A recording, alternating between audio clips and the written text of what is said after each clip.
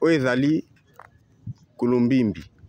Kolombimbi oyo ezali première église ya ba africain na biso. Première église oyo ba noir ba sejaka na mbanza Congo. Yango nazali ko déclarer na mboka na nga. Nazali ko ya kupa bakoko na nga. O wana ezali cimetière ya bakoko ya ba premier roi oyo ba kunda bango awa bakufaka awa na mbanza Congo. Ba roi Zingakuvu bakunda bango awa ba roi bango tu bakunda bango awa na Kolombimbi. Yango nga nazali ko déclarer na mboka na ngai. Yango nazali ko déclarer nazali ko loba ba Rwandais ba Burundais ba botoli mboka na nga Congo basangani na Félix Tshilombo basangani na ba Kagame basangani na ba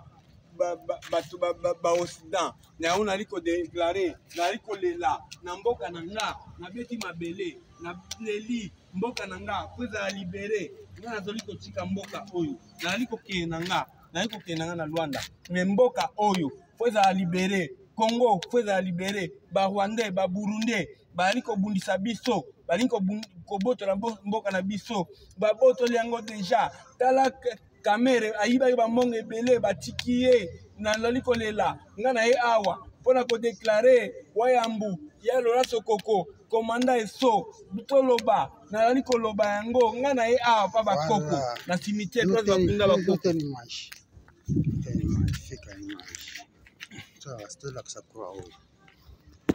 yango nazali ko loba tala église catholique oyo ezalaki awa ya liboso awa naza na kati na mbanza Congo nazali ko déclarer libération ya mboka na nga so batiki mboka na nga te nga na okende kuna makile kotanga bato bakokufa me nazali koboya yango nalingi nde libération ba Rwandais batika mboka na nga otala mboka ndenge ekomi tala mboka na ngai